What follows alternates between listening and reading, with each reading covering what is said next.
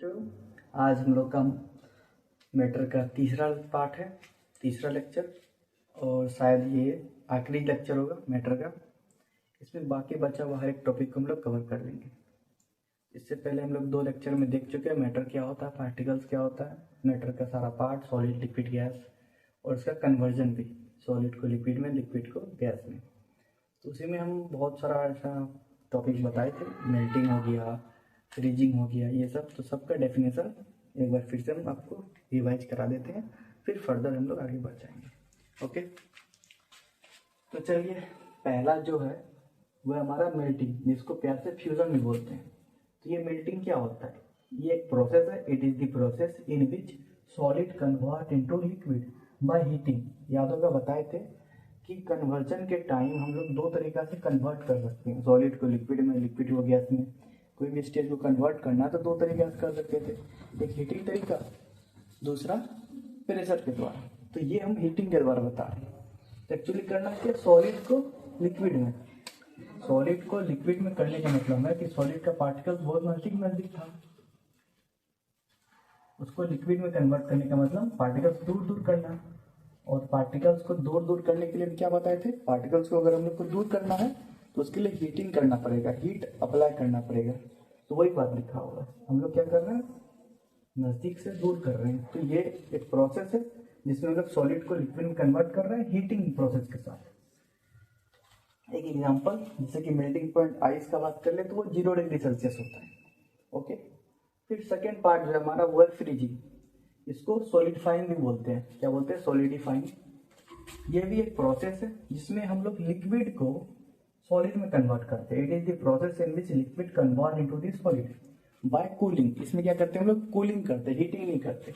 Actually liquid का बात कर ले हम लोग, तो लिक्विड में क्या होता है, पार्टिकल्स थोड़ा बहुत दूर में रहता है, और सॉलिड में करने का मतलब बहुत ज्यादा नजदीक करना। मतलब दूर में था उसको नजदीक किए। तो या तो कल बताए थे, अगर पार्टिकल्स दूर में है उसको नजदीक करना है तो हम लोग को क्या करना पड़ेगा, उसका हीट को कम करना पड़ेगा, मतलब कूलिंग करना पड़ेगा। तो वही बात है। तो किसके द्वारा हुआ, बाय कूलिंग। इसी को हम लोग क्या बोलते हैं, फ्रीजिंग। एक और example, freezing point, pure water का फ्रीजिंग पॉइंट 0 डिग्री सेल्सियस है। याद रहे, मेल्टिंग पॉइंट भी 0 डिग्री है आइस का, और वाटर का फ्रीजिंग पॉइंट भी कितना, 0 डिग्री सेल्सियस है। फिर तीसरा आता है हमारा condensation. Condensation, condensation it is the process in which vapour convert into liquid. इसमें क्या हो रहा है, वेपर, वेपर यानी कि वही गैस जिसमें एक्सट्रीमली हाई गैप होता है, उसका बात कर रहे हैं। वैसे ज्यादा ही कर दिए, हाँ, ये वेपर है मतलब गैस।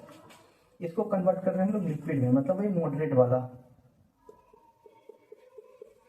तो क्या है, गैप बहुत ज्यादा है वेपर वाले में, गैस में, जिसमें कि इसको कन्वर्ट कर रहे हैं मॉडरेट पे, मतलब कि पार्टिकल्स बहुत दूर है, उसको थोड़ा सा नजदीक कर रहे हैं। तो दूर से नजदीक तो कर रहे हैं ना, भले थोड़ा सा करे या पूरा करे, दूर से अगर नजदीक कर रहे हैं तो हीटिंग ही करना पड़ेगा। सॉरी, दूर से, माफ कीजिएगा, दूर से नजदीक कर रहे हैं तो कूलिंग करना पड़ेगा, हीटिंग नहीं करना पड़ेगा। तो ये प्रोसेस किसके द्वारा हो रहा है, कूलिंग के द्वारा। तो इसको क्या कहते हैं, कंडेंसेशन। तो और भी है, उसको भी देखते हैं हम लोग। इसके लिए पहले क्लीन करना पड़ेगा।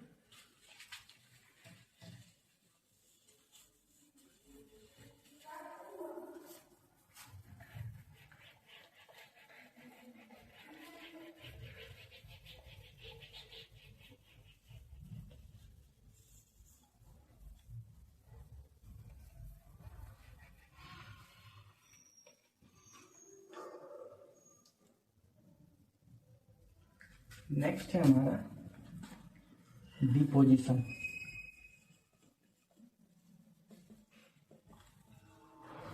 डिपोजिशन, डिपोजिशन एक ऐसा प्रोसेस है जिसमें हम लोग क्या करते हैं, बेसिकली वेपर को डायरेक्टली सॉलिड में कन्वर्ट करते हैं। क्या करते हैं, वेपर को डायरेक्टली सॉलिड में कन्वर्ट करते हैं। ओके, तो वही बात है। यहाँ पे डायरेक्टली बोल रहे हैं, ऐसा नहीं कि वेपर से लिक्विड देन सॉलिड, ऐसा नहीं है, डायरेक्ट। तो क्या है,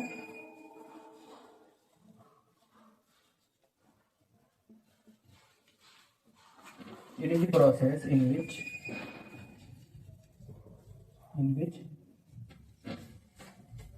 vapor directly convert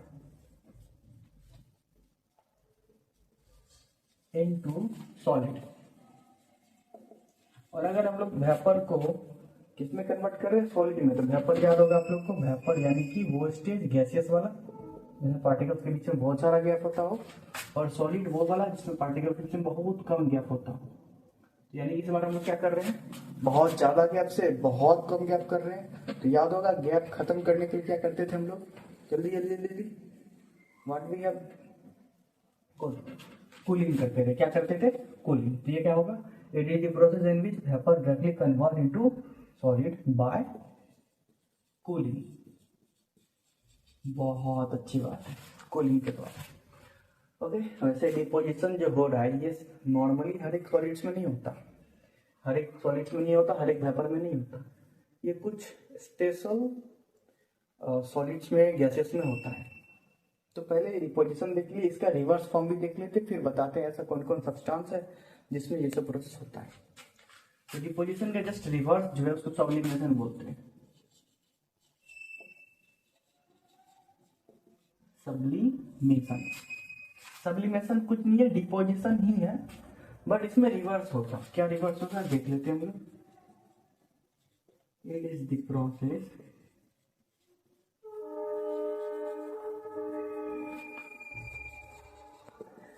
in which solid directly convert into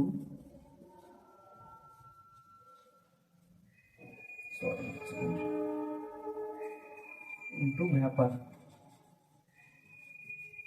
इसमें क्या हो रहा है प्रोसेस में कि हमारा सॉलिड डायरेक्टली कन्वर्ट हो रहा है वेपर में बाय हीटिंग।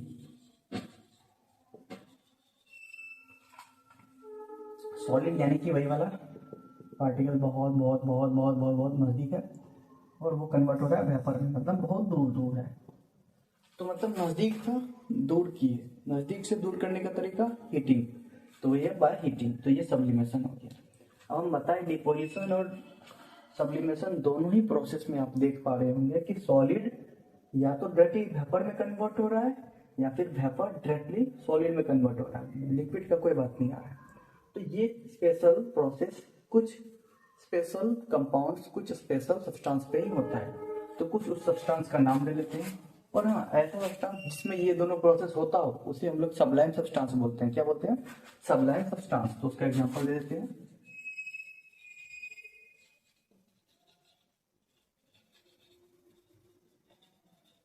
सब्सटेंस, कुछ सबलाइम सब्सटेंस में पहले आता है हमारा आयोडीन। आयोडीन, यही हाँ आयोडीन एलिमेंट याद होगा, इसको आई से रिप्रेजेंट करते हैं, वो है। और भी है कपूर,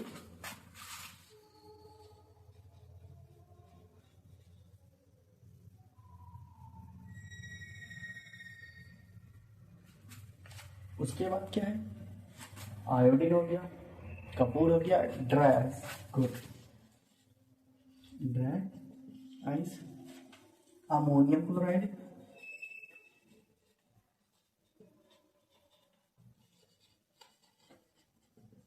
अमोनियम क्लोराइड है। और भी हाँ एंथ्रासाइट,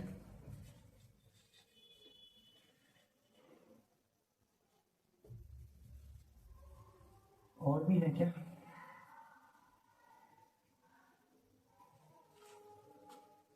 और भी है बहुत सारा। तो फिलहाल हम लोग इतना के बारे में बात कर लेते हैं। आयोडीन हो, कपूर हो, ड्राई आइस हो, अमोनियम क्लोराइड हो, एंथ्रासाइट हो। तो ये सब वो है जो डायरेक्टली कन्वर्ट हो जाते हैं सॉलिड से लिक्विड, सॉलिड से गैस, या फिर गैस से सॉलिड।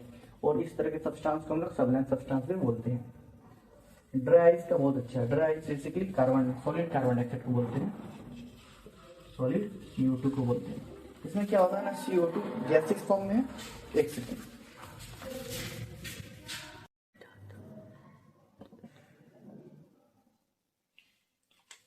तो चलिए हम लोग बात कर रहे थे सॉलिड कार्बन डाइऑक्साइड के बारे में। तो सॉलिड कार्बन डाइऑक्साइड बनता है कैसे, कार्बन डाइऑक्साइड आपको पता है वो गैस है। तो उस गैस को हम लोग कन्वर्ट करते हैं किसमें, सॉलिड में। क्या है, CO2 गैस होता है, पता होगा आप लोग को, CO2 गैस है। इसको कन्वर्ट कर देते हैं, CO2 ही रहता है बट ये किस फॉर्म में, गैसियस फॉर्म में, तो ये हो जाएगा हमको सॉलिड फॉर्म में। यही प्रोसेस को बोलते हैं ये। वैसे ये प्रोसेस क्या है, लिक्विफिकेशन ही तो हो रहा है, गैस कन्वर्ट हो रहा है यहाँ पर सॉलिड में, यही सब्लिमेशन वगैरह हो रहा है। बट ये प्रोसेस करते टाइम हम लोग को क्या करना पड़ता है, गैस यानी कि आपको भी मालूम है गैस यानी कि क्या, गैस यानी कि पार्टिकल दूर दूर, सॉलिड यानी कि पार्टिकल्स बहुत नजदीक। तो क्या करना पड़ा होगा सोच लीजिए, हाँ बहुत अच्छा, सही बात है, पार्टिकल्स को नजदीक लाए। पार्टिकल्स को नजदीक कैसे लाए होंगे, जल्दी सोचिए तो, how we can close the particles, जल्दी जल्दी जल्दी। Good, cooling. दूसरा क्या तरीका था, हाँ प्रेशर बढ़ाने से, क्या, कूलिंग। और दूसरा क्या था, प्रेशर को, प्रेशर इंक्रीज। ये दो प्रोसेस से ड्राई आइस बना। तो सबलाइम सब्सटेंस वही आयोडीन, कपूर, ड्राई आइस जिसके बारे में बता दिए, अमोनियम क्लोराइड और एंथ्रासीन, नॉट एंथ्रासाइट, सॉरी गलती हो गया था, एंथ्रासीन होता है, एंथ्रासाइट नहीं होता। Mistake is committed by all, we know that about. पानी खत्म हो गया यार, ये गलती भी नहीं है।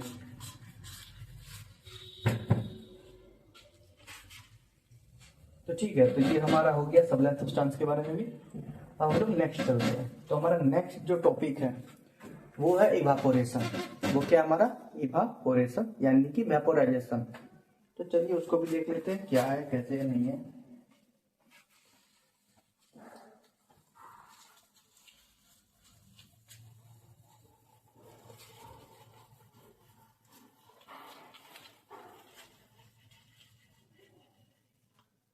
नेक्स्ट जो टॉपिक है वो क्या है, दूसरा marker, evaporation.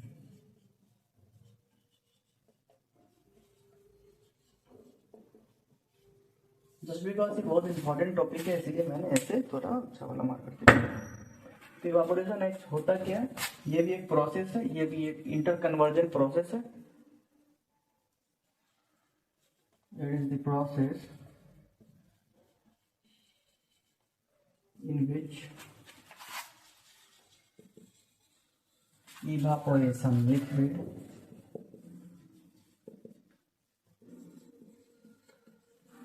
convert into vapor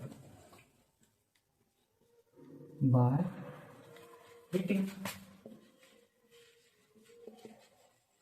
evaporation क्या है, एक प्रोसेस है जिसमें हम लोग लिक्विड को कन्वर्ट कर देते हैं वेपर में, लिक्विड को कन्वर्ट करते हैं वेपर में। अब डायग्राम बनाने की जरूरत नहीं होगा, किस प्रोसेस से, हीटिंग के द्वारा।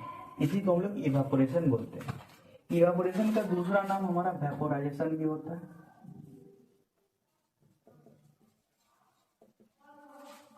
और एक नाम है बॉइलिंग। ये सारा का सारा प्रोसेस सेम है, सभी में हम लोग लिक्विड को कन्वर्ट करते हैं वेपर में।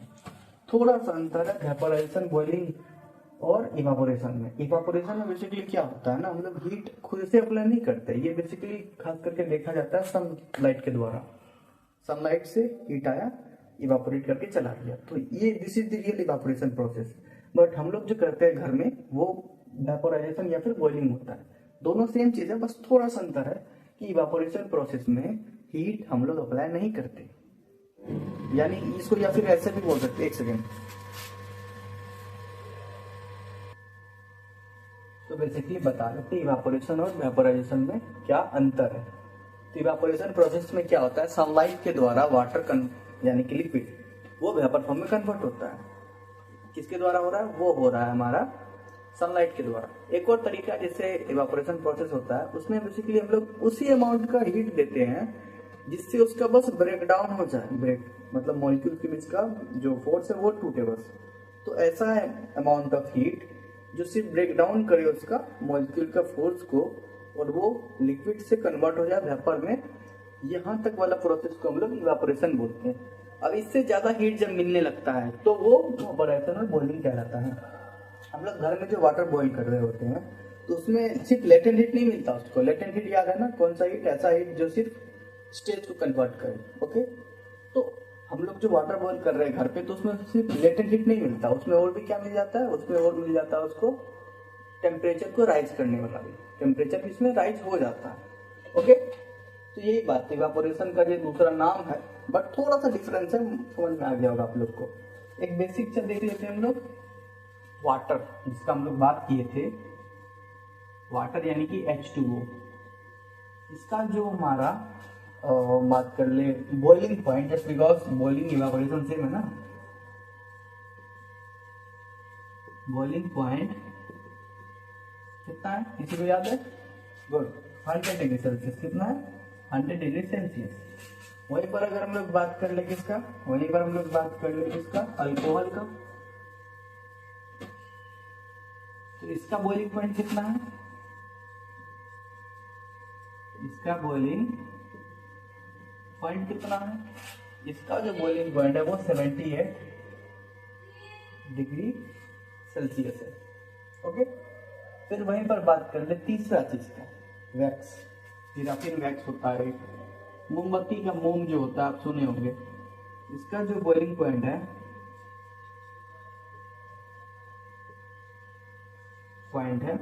वो कितना होता है?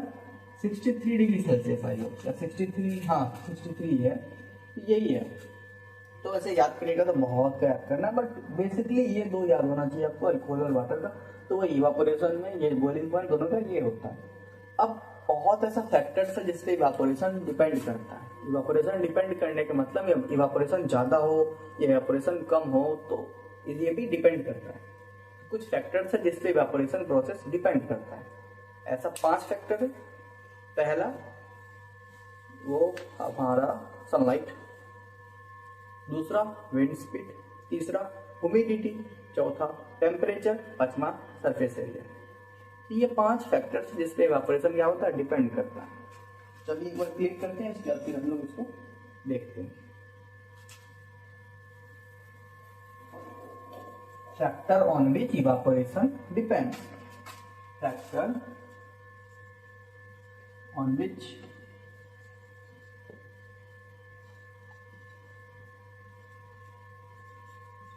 Evaporation depends. कौन कौन सा फैक्टर है जिससे इवापोरेशन डिपेंड करता है? गुड, टेम्परेचर, पहला क्या हमारा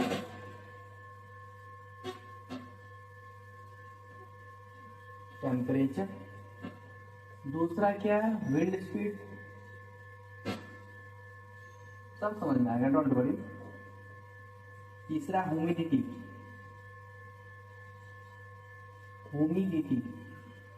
चौथा है सरफेस एरिया, और हमारा जो पांचवा है टेम्परेचर हो गया, विंड स्पीड हो गया, ह्यूमिडिटी हो गया, सरफेस एरिया हो गया। वैसे सब्सटेंस पे भी डिपेंड करता है, तो क्या लिखेंगे? सब्सटेंस, मटेरियल और सब्सटेंस।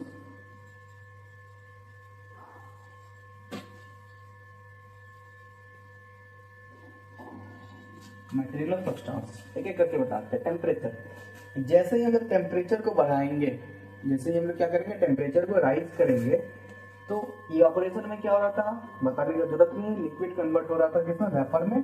तो लिक्विड में जो गैप होता है पार्टिकल्स का, वो सॉलिड से ज्यादा होता है, बट मानिए ऐसा है। और गैस में कन्वर्ट यानी कि वेपर में कन्वर्ट करने के लिए गैप बढ़ाना पड़ेगा। तो गैप बढ़ाने के लिए क्या प्रोसेस था? हीटिंग। और वो हीट कहाँ से मिलेगा? टेम्परेचर ही ना, टेम्परेचर हीट। टेम्परेचर क्या था? Degree of heatness, degree of heat present in that substance. तो डिग्री ऑफ हीट उसको बढ़ा रहे हैं, तो हीटिंग प्रोसेस नहीं कर रहे होंगे ना, तो टेम्परेचर कैसे? हीटिंग के द्वारा। तो टेम्परेचर अगर मानिए किसी का बढ़ रहा है, किसी भी सब्सटेंस का टेम्परेचर बढ़ रहा है, इसका क्या मतलब हुआ कि उसके अंदर हीटिंग प्रोसेस करवाया जा रहा है। किसी भी सब्सटेंस में हीटिंग प्रोसेस करेंगे तभी ना उसका टेम्परेचर बढ़ेगा। जस्ट बिकॉज टेम्परेचर है क्या? टेम्परेचर तो अमाउंट ऑफ हीट है ना किसी भी सब्सटेंस के अंदर, तो वही बात है। तो टेम्परेचर एक फैक्टर है जिसपे इवापोरेशन डिपेंड करता है। कैसे करता है कि टेम्परेचर जैसे जैसे बढ़ेगा, टेम्परेचर जैसे जैसे बढ़ेगा, इवापोरेशन भी वैसे वैसे बढ़ेगा। मतलब टेम्परेचर क्या? डायरेक्टली प्रोपोर्शनल है किसका? इवापोरेशन का, इवापोरेशन का। दूसरा है विंड स्पीड। हम लोग कपड़ा वगैरह धोते हैं, ऑब्वियसली सब धोता है, हम भी धोते हैं।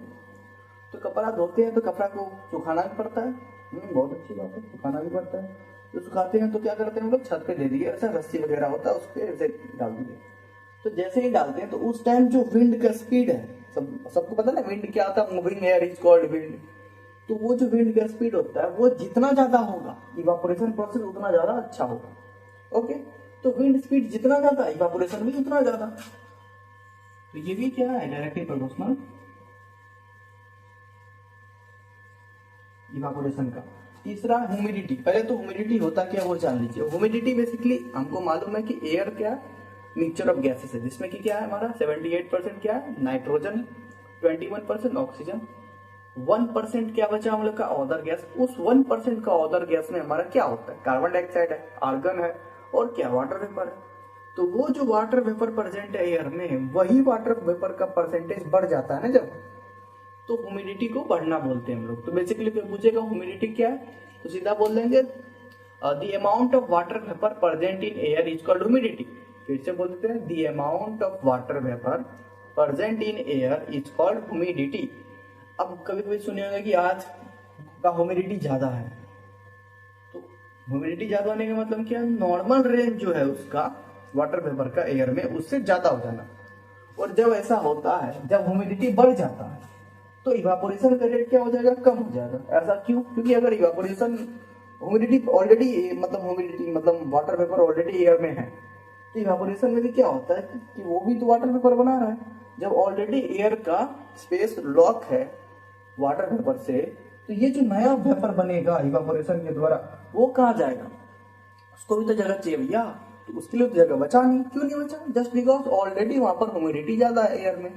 जब ह्यूमिडिटी ऑलरेडी ज्यादा है एयर में, यानी कि वाटर वेपर ऑलरेडी ज्यादा है एयर में, तो नया वाला जो वाटर वेपर इवापोरेशन से आएगा वो वहां पे नहीं जा सकता। इस चक्कर में ह्यूमिडिटी का ज्यादा होने से इवापोरेशन कम बनता है। ह्यूमिडिटी का ज्यादा होने से इवापोरेशन कम, यानी कि इन्वर्सली प्रोपोर्शनल। इन्वर्सली प्रोपोर्शनल को ऐसे ही दिखाते हैं 1 और नीचे में वो वही जो है हमारा क्या है, यहाँ पर है हमारा इवापोरेशन।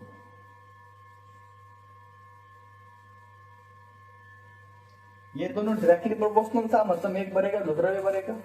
ये इनवर्सली प्रोपोर्शनल है, मतलब अगर ह्यूमिडिटी बढ़ेगा तो इवापोरेशन कम होगा, अगर इवापोरेशन बढ़ेगा तो ह्यूमिडिटी कम। वैसे इवापोरेशन बढ़ेगा तो ह्यूमिडिटी का बात वही है। सरफेस एरिया, सरफेस एरिया बहुत इंपॉर्टेंट है। आप ये देखे होंगे अगर कोई भी कपड़ा आप धोए हैं, अगर आप धोए हैं तो वैसे धोए होंगे यार, क्यों नहीं, सब धोता है यार, सब उतना अमीर नहीं होता नौकर चाकर रख से कर दे, तो गरीब भी होता है बहुत, तो खुद से धोना पड़ता है। तो जो धोए होंगे उसको समझ में आ जाएगा, जो नहीं धोए होंगे तो वो एक बार धो के देख ले। तो होता क्या, कपड़ा धो लिया आप लोग, कपड़ा पसारने गए, पसार दिए।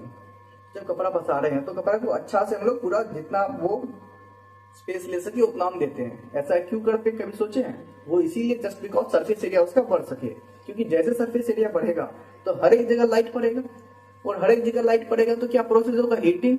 हीटिंग से क्या होगा, टेम्परेचर बढ़ेगा, टेम्परेचर बढ़ने से क्या होगा, इवापोरेशन जल्दी होगा, इवापोरेशन जल्दी होने से क्या होगा, कपड़ा जल्दी सूखेगा। तो वही बात बताना चाह रहे थे। तो सरफेस एरिया, तो जितना सरफेस एरिया ज्यादा रखेंगे इवापोरेशन प्रोसेस उतना ज्यादा होगा। एक और एग्जांपल, कप में चाय पिए होंगे आप लोग, जब छोटा सा कप होता है उसमें चाय पीजिएगा, बहुत गर्म लगेगा। उसी कप का चाय को एक प्लेट में लेकर पी लीजिए। हाँ, मतलब पहले जमाने का इंसान लोग जो करता था, चाय उसके ऊपर प्लेट चाय में देकर सुरखता था। हाँ वही उसमें क्यों दिया, ताकि जल्दी से सरफेस एरिया बढ़ जाए। छोटा कम है, सरफेस एरिया कम है, प्लेट में दिया सरफेस एरिया ज्यादा हो गया। सरफेस एरिया ज्यादा मतलब इवापोरेशन ज्यादा, जल्दी ठंडा हो गया, पी लिया। तो वही प्रोसेस है। तो सरफेस एरिया का बढ़ने से क्या बढ़ रहा है, इवापोरेशन भी बढ़ रहा है। तो यानी कि सरफेस एरिया भी क्या हो गया, डायरेक्टली प्रोपोर्शनल। सरफेस एरिया भी क्या हो गया, डायरेक्टली प्रोपोर्शनल, किसका, इवापोरेशन का।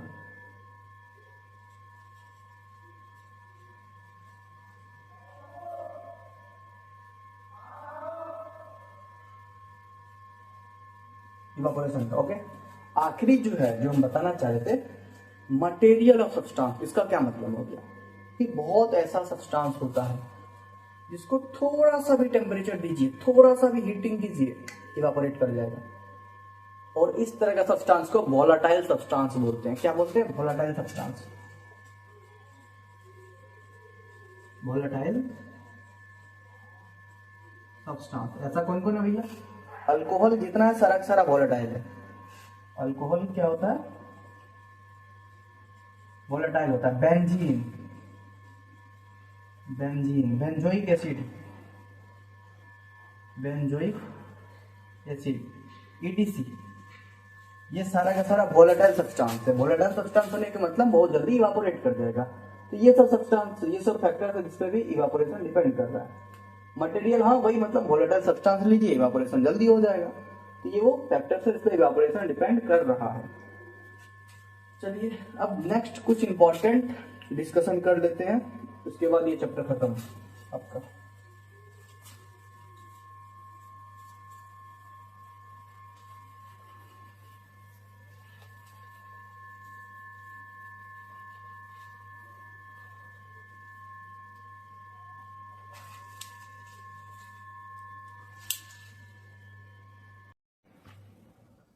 तो आज का आखिरी टॉपिक है हमारा कूलिंग कॉज ऑफ इवापोरेशन। तो इवापोरेशन के बारे में हम लोग देख चुके हैं। अब इवापोरेशन से ना बहुत सारा कूलिंग होता है, देखते हैं कैसे। तो the cooling cause of evaporation is based on the fact that when a liquid evaporates it takes the latent heat of vaporization from anything which it touch। इसका क्या मतलब हुआ? इसका मतलब यही हुआ, अगर कहीं पर इवापोरेशन हो रहा है तो हम आपको स्टार्टिंग में ही बताए थे इवापोरेशन और बॉइलिंग में अंतर है। बॉइलिंग में क्या होता है, हम लोग हीट अप्लाई कर रहे हैं बहुत ज्यादा, हद से ज्यादा हीट अप्लाई कर रहे हैं। तो पहला हीट क्या किया उसका, बॉन्ड को ब्रेक डाउन कर दिया पार्टिकल्स के बीच का। बाकी बचा हुआ हीट क्या किया, उसका टेम्परेचर को राइज कर दिया। वो तो बॉइलिंग पॉइंट था, बॉइलिंग प्रोसेस था। इवापोरेशन में क्या हो रहा था, इवापोरेशन में मिल रहा था उसको latent heat of vaporisation, latent heat मिल रहा था उसको। तो लेटेंट हीट ही मिल रहा है और उससे ज्यादा नहीं मिल रहा है, एक्स्ट्रा हीट इसको नहीं मिल रहा है, ताकि वो अपना टेम्परेचर को भी राइज कर सके, सिर्फ अपना ब्रेक डाउन कर सके, बस अपना स्टेज को कन्वर्ट कर सके, वो वाला हीट। और ये हीट को क्या बोलते थे, तो ऐसा हीट जो लिक्विड को वेपर में कन्वर्ट करे, सिर्फ स्टेज ही चेंज करे, टेम्परेचर चेंज ना करे, ऐसा हीट को क्या बोले थे, याद होगा पिछले वाला लेक्चर में बात किए थे, लेटेंट हीट। हाँ, लेटेंट हीट ऑफ वेपोराइजेशन, उसको क्या बोले थे, लेटेंट हीट ऑफ वेपोराइजेशन। वही बात यहाँ पर लिखा हुआ है। तो जैसे ही जब भी इवापोरेशन होता है तो एक्चुअली होता क्या है ना, कि जो भी सरफेस पे है, मान लीजिए हम लोग कपड़ा सुखा रहे हैं, तो कपड़ा के अंदर क्या है, पानी है, वही पानी ना इवापोरेट करता है। तो वो वाटर जो है वो इन्वायरमेंट से, एटमॉस्फेयर से लेटेंट हीट ले रहा है। कौन सा लेटेंट हीट, लेटेंट हीट दो टाइप का था, वेपोराइजेशन वाला। तो इन्वायरमेंट से लेटेंट हीट ऑफ वेपोराइजेशन लिया और पानी को बोल दिया बाय बाय टाटा। अब क्योंकि इन्वायरमेंट जब वो लेटेंट हीट ले रहा था तो इन्वायरमेंट को कूलिंग दे रहा था। क्या दे रहा था साथ में, कूलिंग दे रहा था। कुछ लिया तो कुछ देगा ना, तो कूलिंग दे रहा था। वही बात यहाँ लिखा हुआ है, the cooling cause of evaporation is based on the fact that when a liquid evaporate, जब लिक्विड इवापोरेट करता है तो वो लेटेंट हीट ऑफ वेपोराइजेशन लेता है, कहाँ से, जहां पे वो है, और उसको क्या दे देता है, कूलिंग। तो इसका बहुत सारा फैक्ट है। तो सिंपल याद रखिए, इवापोरेशन अगर कहीं पर हो रहा है तो वो कहीं ना कहीं से हीट ले रहा होगा। कौन सा हीट, लेटेंट हीट। वो भी कौन सा, वेपोराइजेशन वाला, लेटेंट हीट ऑफ वेपोराइजेशन। और जहां से लेटेंट हीट ऑफ वेपोराइजेशन ले रहा होगा उसको कूलिंग प्रोवाइड कर रहा होगा। क्या प्रोवाइड कर रहा होगा, कूलिंग। ओके, तो ये है इसका मैकेनिज्म। तो बहुत सारे एग्जांपल है इसका कूलिंग कॉज ऑफ इवापोरेशन का। पहला एग्जांपल है हमारा चाय वाला, जो हम बताए हैं, फिर से एक बार रिपीट कर देते हैं। तो जब हम लोग चाय पीते हैं तो कप में जब चाय रहता है तो उसको पीने में टाइम लगता है, बट वही चाय को हम लोग प्लेट में लेकर पीते हैं तो तुरंत पी हो जाता है। तो ऐसा क्यों, तो ऐसा रीजन इसीलिए जस्ट बिकॉज सरफेस एरिया बढ़ा दिए। तो सरफेस एरिया बढ़ा, इससे क्या हुआ, सरफेस एरिया बढ़ा तो ज्यादा कंटेक्ट में आया एयर का, वो सारा हॉटनेस उसको इवेपोरेट करना है जस्ट बिकॉज। तो वो एटमोस्फेयर से हीट लिया, कूलिंग दिया, ऐसे प्रोसेस से वो जल्दी से हो गया। तो वो एक प्रोसेस था कूलिंग हाउस का। दूसरा हमारा कि गर्मी के टाइम में आप देख रहे होंगे हम लोग को पसीना बहुत आता है, स्वेटिंग बहुत होता है। तो स्वेटिंग बहुत हो रहा है तो उस टाइम हम लोग को ऐसा क्यों बोला जाता है कि हम लोग सिर्फ सूती कपड़ा पहने, कॉटन क्लॉथ ही पहने, उसमें भी सिर्फ लाइट कलर का। तो ये बहुत अच्छा क्वेश्चन है, एग्जाम में पूछेगा कि why in summer season cotton cloth is important to wear with light colour. Light colour जैसे कि व्हाइट ले लीजिए, स्काई ब्लू कलर ले लीजिए, ये सब कलर ही, ब्लैक नहीं, डार्क ब्लू नहीं, नेवी ब्लू जिसको बोलते हैं, तो ये सब कलर नहीं। ऐसा इसीलिए क्योंकि डार्क कलर जो होते हैं ना, उसके पास कैपेसिटी होता है एनर्जी को एब्जॉर्ब करने का। चाहे वो लाइट एनर्जी को एब्जॉर्ब कर ले, एनर्जी एब्जॉर्ब करेगा, हमारे शरीर में बहुत ज्यादा रेडिएशन चला जाएगा, इसके चक्कर में बहुत ज्यादा गर्मी लगेगा। तो ये तो रीजन हो गया कलर में क्यों हम लोग को लाइट वाला कलर पहनना चाहिए, कलर का ही रीजन हुआ। क्या रीजन हुआ, फिर से बोल दे क्या, ठीक है बोल देते हैं कि क्योंकि डार्क कलर के पास कैपेसिटी होता है एनर्जी को एब्जॉर्ब करने का, हीट एनर्जी हो या लाइट एनर्जी हो, एनर्जी को एब्जॉर्ब करके हमारा शरीर में दे देता है। इसके चक्कर में हम लोग को और ज्यादा गर्मी लगता है, इसीलिए डार्क कलर का कपड़ा नहीं पहनना चाहिए। अब कपड़ा में भी सूती कपड़ा क्यों पहनना चाहिए?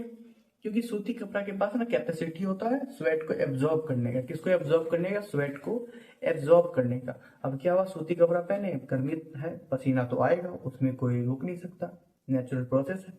पसीना आया, उसको क्या किया, सूती कपड़ा कॉटन क्लॉथ एब्जॉर्ब कर लिया। एब्जॉर्ब करने के बाद हमारा शरीर से ही हीट लिया। इस बार किससे हीट लिया? हमारा शरीर से हीट लिया, लेटेंट हीट ऑफ वेपोराइजेशन, और उसको उस स्वेट को इवापोरेट कर दिया। और जैसे इवापोरेट किया तो क्योंकि हमारा शरीर से लेटेंट हीट ऑफ वेपोराइजेशन लिया था तो हमारा शरीर को क्या प्रोवाइड करेगा? कूलिंग। इसलिए हम लोग को थोड़ा सा ठंडा का महसूस होता है जब हम लोग का पसीना इवापोरेट होता है तो। ओके, तो ये the reason behind cooling cause of evaporation. तो इसीलिए बोला जाता है कि हम लोग को सूती कपड़ा पहनना चाहिए गर्मी के टाइम में। आई होप आप समझ में आ गया होगा। तो दो रीजन बता चुके, एक कप में चाय पीने वाला, कप से वो थी प्लेट में लेके जो पीते हैं। दूसरा, क्यों हम लोग को गर्मी में कॉटन क्लॉथ पहनना चाहिए। तीसरा जो रीजन है वो है मटका वाला। अब तो बहुत कम दिखता, बट पहले बहुत दिखता होगा कि मटका है एक, उसमें पानी भरा हुआ है, लाल कपड़ा से उसको ऐसे भिंगाकर ऐसे चारों साइड से रख दिया, ऐसे देख लीजिए। जस्ट इमेजिन ये हमारा मटका का स्टैंड है, आप देखे होंगे एक अच्छा खासा मटका है। मटका अच्छा नहीं बनेगा तो माफ कीजिएगा, आर्ट में उतना अच्छा नहीं है। तो ये मटका है हमारा, मटका। ओके, इसमें हम पानी भर दिए और इसके ऊपर ना एक सूती कपड़ा ऐसे दे दिए रेड कलर का। ओके, भीगा कर थोड़ा उसको मॉइस्ट करके दे दिए। तो अब क्या है ना कि इसमें जो पानी है ये बहुत देर तक ठंडा रह सकता है। इसमें जो पानी है वो क्या, बहुत देर तक ठंडा रह सकता है कंपेयर टू नॉर्मल बोटल्स या नॉर्मल कोई जगह रखते हैं उसके। फ्रीजर से कंपेयर मत कर लीजिएगा यार, वो तो फिर अलग हो गया ना। नॉर्मल नेचुरली अगर रख रहे हैं तब कम बात कर रहे हैं। तो मटका में इसमें क्या है, पानी बहुत देर तक ठंडा रह सकता है। ऐसा क्यों? क्वेश्चन आना चाहिए। तो क्वेश्चन यही आया, तो अब इसका आंसर देख लीजिए क्या होगा। तो होता क्या है ना कि मटका का हर एक सरफेस पे, ये मटका को मान लीजिए हम तोड़ दिए तो इसका सरफेस है, मतलब ऐसा कुछ टुकड़ा बचा होगा। तो इसका सरफेस पे अगर माइक्रोस्कोप से देखें ना, बहुत सारा छोटा छोटा फाइन होल्स है। क्या हो? Fine holes. क्या है? पार्टिकल्स नहीं है ये, फाइन होल्स। क्या है इसको एक बार, फाइन होल्स। इसको पोर्स भी बोलते हैं। क्या बोलते हैं? Pores, fine pores, fine holes या फाइन पोर्स बोल दीजिए। इसके द्वारा क्या है ना, वाटर मटका से बाहर निकलता है। इसके द्वारा क्या होता है, वाटर मटका से बाहर निकलता है, H2O बाहर निकलता है, और बाहर निकल के इन्वायरमेंट से हीट लेकर इवापोरेट कर जाता है। या फिर ऐसे बोल दीजिए, इस केस में इन्वायरमेंट से ले या मटका के अंदर का हीट जो होता है उसको लेकर इवापोरेट कर जाता है और अंदर में कूलिंग दे देता है। तो इसी प्रोसेस के कारण क्या हो रहा है, ये पानी को ज्यादा देर तक क्या कर पाता है, ठंडा रख पाता है। तो क्या किया, फिर से सुन लीजिए, फाइन फोर्स से वाटर बाहर निकला, इवापोरेट कर दिया। जैसे इवापोरेट किया, अंदर में कूलिंग ठेल दिया, अंदर में कूलिंग दे दिया। इवापोरेट किया, इवापोरेट किधर किया, बाहर। कूलिंग किधर दिया, अंदर। कूलिंग किधर किया, अंदर। इवापोरेट किधर किया, बाहर। तो ये प्रोसेस है जिसके कारण मटका में जो पानी रहता है वो ज्यादा देर तक ठंडा रहता है। तो 3 रीजन बता चुके हैं, चाय वाला, कपड़ा वाला, तीसरा मटका वाला। चौथा, ये भी बहुत इंपॉर्टेंट है, सीबीएसई हो या एनसीईआरटी हो, सबका फेवरेट क्वेश्चन है ये सब, इसीलिए डिस्कस कर रहे हैं, अदरवाइज हम लोग नहीं करते। तो तीसरा शायद चौथा, हाँ चौथा जो बेस्ट वाला है वो क्या पता है, परफ्यूम सब यूज करते हैं, करते हैं। तो वो परफ्यूम जब भी हम लोग अपना हाथ पे से स्प्रे करते हैं ताकि उसका फ्रेग्रेंस को महसूस कर सके, तो जैसे ही हाथ पे स्प्रे किए तो हम लोग हाथ में ठंडापन लगता है। चाहे परफ्यूम ले लीजिए या फिर पेट्रोल ले लीजिए, पेट्रोल भी हाथ पे लीजिएगा ना, आपको थोड़ा सा ठंडापन फील होगा। ऐसा क्यों हो रहा है? तो जैसे ही हम लोग परफ्यूम को अपना पालन में लेते हैं, हाथ पे लेते हैं, हथेली पे लेते हैं, तो वो जो चीज है वो सब क्या, फिर से बोल दिए, हम बताए थे आप लोग को आखिरी फैक्टर में कि मटेरियल पे भी डिपेंड करता है। अगर मटेरियल वोलेटाइल है तो इवापोरेशन जल्दी करेगा, और हमारा ये परफ्यूम, ये अल्कोहल या फिर पेट्रोल, ये सब का सब वोलेटाइल मटेरियल है। क्या वोलेटाइल मटेरियल, यानी कि जल्दी इवापोरेट कर जाएगा, थोड़ा बहुत हीट पे भी इवापोरेट कर जाएगा। तो जैसे ही हम लोग सेंट को, परफ्यूम को या अल्कोहल, दारू या फिर पेट्रोल हाथ पे लेते हैं हम लोग को ठंडा महसूस होता है, ठंडा ठंडा कूल कूल। वो इसीलिए हो रहा है जस्ट बिकॉज वो जो सब मटेरियल है वो क्या करता है, हम लोग का हाथ से लेटेंट हीट ऑफ वेपोराइजेशन ले लेता है, लेटेंट हीट ऑफ वेपोराइजेशन ले लेता है और इवापोरेट कर जाता है। और क्योंकि हमारा हाथ से लेटेंट हीट ऑफ वेपोराइजेशन लिया तो कूलिंग किसको देगा, दूसरे को, रमेश को? नहीं नहीं नहीं, हमारा हाथ को ही देगा। तो हमारा हाथ को क्या दे दिया, कूलिंग, जस्ट बिकॉज हमारा हाथ से लेटेंट हीट ऑफ वेपोराइजेशन लिया और हमको दे दिया कूलिंग। इसके चक्कर में हमको क्या फील हुआ, ठंडक, ठंडा ठंडा कूल कूल। तो आई होप ये समझ में भी आ गया होगा क्या हुआ था एक्चुअली। फिगर से बता देते हैं, ये जस्ट इमेजिन कीजिए, ये 1 2 3 4 5वां उंगली बना दे, इधर बना देते यार, ठीक ना बनाते। अब इसमें परफ्यूम मार दिए मान लीजिए, वैसे हाथ में परफ्यूम की जरूरत तो नहीं पड़ता, बट जस्ट बिकॉज सिखा रहे हैं तो परफ्यूम मार दिए। तो इतना दूर मानिए परफ्यूम चला गया, तो क्या होगा, ये परफ्यूम हाथ में से क्या निकाल देगा, हाथ से क्या निकाल देगा, हाथ से निकालेगा latent heat of vaporisation, latent heat of vaporisation. जैसे लेकर ये क्या करेगा, इवापोरेट कर जाएगा, लिया इवापोरेट कर दिया। और बदले में क्या दे दिया इसको, बदले में दिया कूलिंग, बदले में क्या दे दिया, कूलिंग। तो ये प्रोसेस था वो वाला कि क्यों हम लोग को ठंडा फील होता है जब भी हम लोग अपना हाथ पे कोई भी पेट्रोल को स्प्रे करते हैं, या फिर पेट्रोल या फिर परफ्यूम, ये सबको। तो चलिए, इट इज ओवर। अब आप लोग का पहला चैप्टर क्लास 9th का जो मैटर चैप्टर है वो खत्म हो चुका है। तो हम आपसे यही उम्मीद लगाएंगे कि आप लोग अच्छी तरीके से मेरे बात को समझे होंगे, सुने होंगे और उसी टाइम पेन पेपर लेकर नोट बना रहे होंगे। तो रियल प्रोसेस क्या है ना पढ़ाई का, कि जब जो चीज आप समझ रहे हैं उसको उसी टाइम समझने के बाद, याद रहे, समझने के बाद नोट डाउन करना। वो आजकल स्क्रीनशॉट सिस्टम है, देख लिए, पढ़ लिया, ठीक है, स्क्रीनशॉट ले लिए, बाद में नोट लिख लेंगे। सबसे घटिया ये तरीका है पढ़ने का। बट रियलिटी में अगर कोई पढ़ना चाहता है, अच्छा मार्क्स लाना चाहता है, उसके लिए यही तरीका सही है। जिस टाइम आप लेक्चर देख रहे हैं उस टाइम लेक्चर को समझिए भी और उसी टाइम लिखिए भी, ये इंपॉर्टेंट है। और खाली इस जगह होना चाहिए, ऐसा नहीं कि बस मम्मी लोग बात कर रहे हैं, बैठ गया वहीं देख रहे हैं, जो होगा देख लेंगे। तो वहां पर आपको लेक्चर में कम, अगल बगल का सराउंडिंग पर ध्यान ज्यादा रहेगा। इसीलिए कोशिश कीजिए अकेला पढ़ने का, शांत जगह पढ़ने का, पेन पेपर के साथ पढ़ने का, और दिमाग एक जगह रखने का। ऐसा नहीं कि देख रहे हैं लेक्चर, ध्यान है दूसरे पे, काजल मेरी क्यों नहीं हुई, ऐसा कुछ भी नहीं होना चाहिए। तो बस वही बात है, अपना पढ़ाई पर ध्यान दीजिए, आउटसाइड नॉइज से दूर रहिए, ठीक है। Thank you for today's lecture. So मिलते हैं नेक्स्ट लेक्चर में with new topics. Thank you. हो गया ना।